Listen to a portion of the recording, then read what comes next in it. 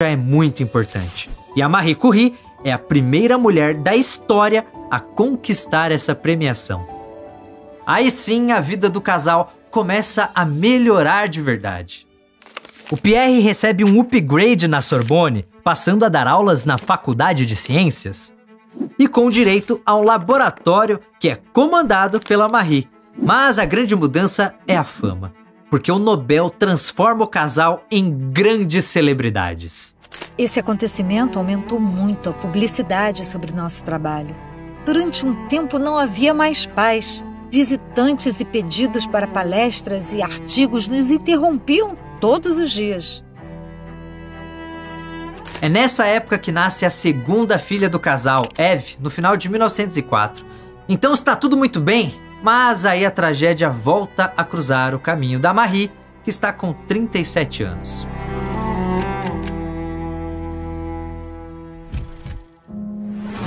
A agenda de Pierre Curie para o dia 19 de abril de 1906 está cheia. Ele começa o dia no laboratório e, no final da manhã, parte para uma série de compromissos. Chove forte.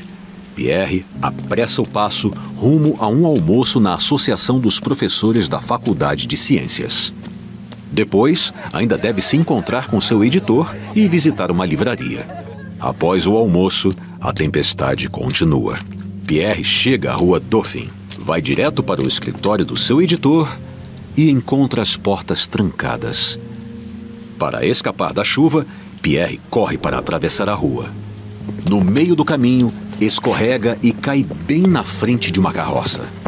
O veículo carrega 6 toneladas de uniformes militares e não para a tempo. Sua roda passa por cima da cabeça de Pierre, que morre instantaneamente.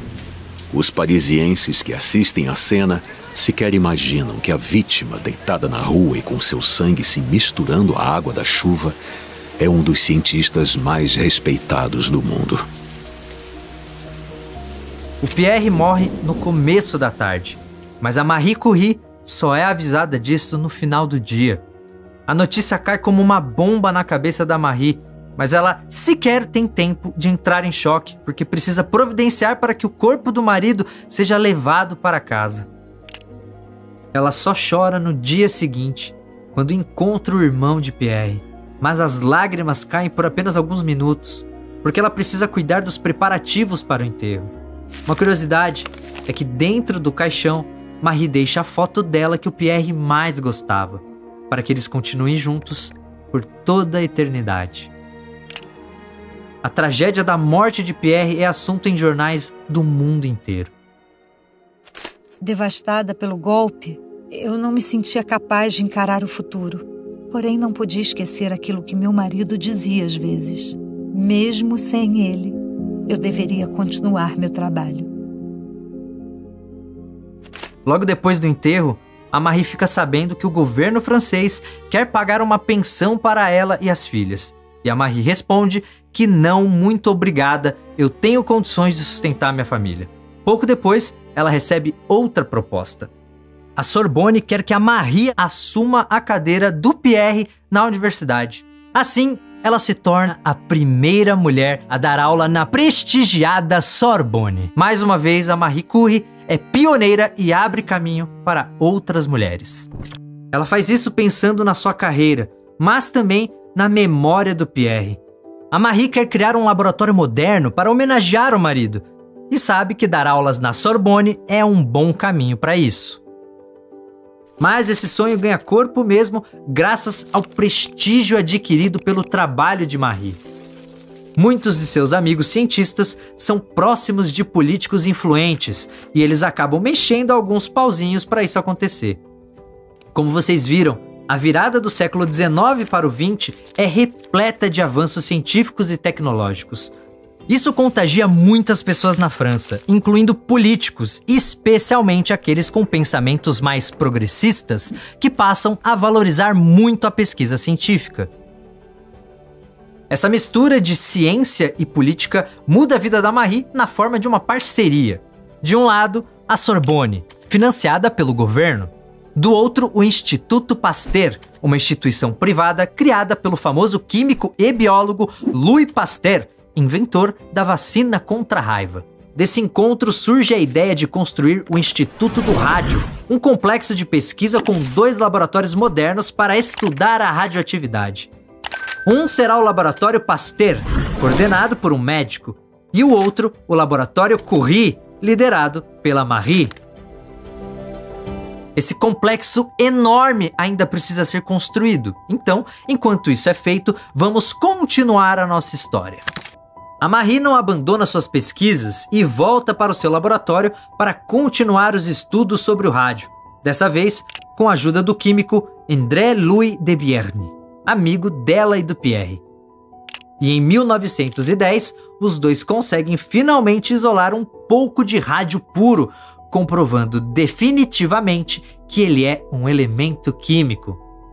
Nessa época, a Marie também cria uma unidade de medida padrão para emissões radioativas. Com o tempo, essa unidade internacional passa a ser chamada de Curie. Então, mesmo com a morte do Pierre, suas pesquisas continuam a todo vapor, e ela se firma cada vez mais como um dos maiores nomes da ciência da época. E é aí que uma parte da sociedade francesa resolve declarar guerra a Marie Curie.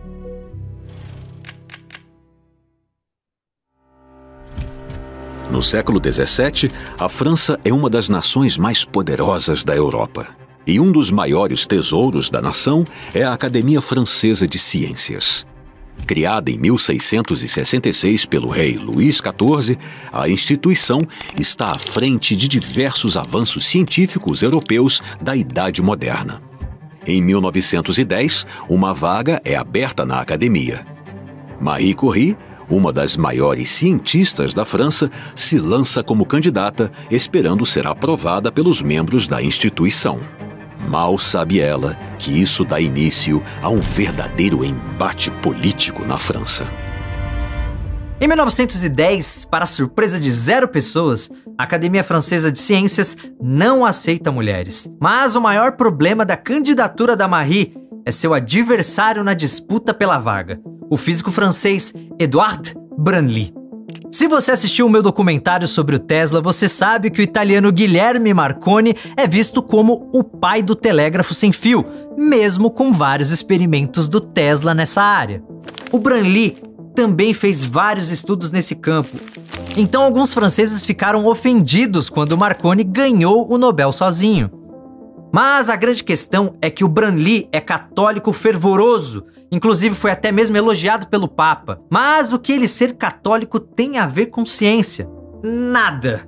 Mas tem a ver com política. Nessa época, a política francesa vive um racha. De um lado, políticos progressistas que valorizam a ciência. Do outro, conservadores católicos. E esses 2 grupos brigam sobre absolutamente tudo. Completamente diferente de hoje em dia, na verdade. A disputa pela vaga da Academia Francesa cai nessa polarização. Afinal, o Branly é homem, francês e católico. E a Marie não é francesa e, acima de tudo, é mulher. Vale dizer que a Marie é agnóstica. Então ela não descarta a possibilidade da existência de Deus, mas, por outro lado, entende que não existe uma evidência de que alguma divindade realmente exista. A mãe da Marie era católica, mas a Marie deixou a fé de lado quando era criança, depois das mortes da mãe e da irmã. É claro que os conservadores católicos também não gostam nada da visão de mundo dela. A partir desse contexto, começa uma batalha vergonhosa na imprensa, com jornais conservadores atacando a Marie de forma selvagem. Como o antissemitismo na época é muito forte, alguns jornais dizem que ela é judia e esconde isso das pessoas. Isso sem falar nos ataques que ela sofre por não ser francesa.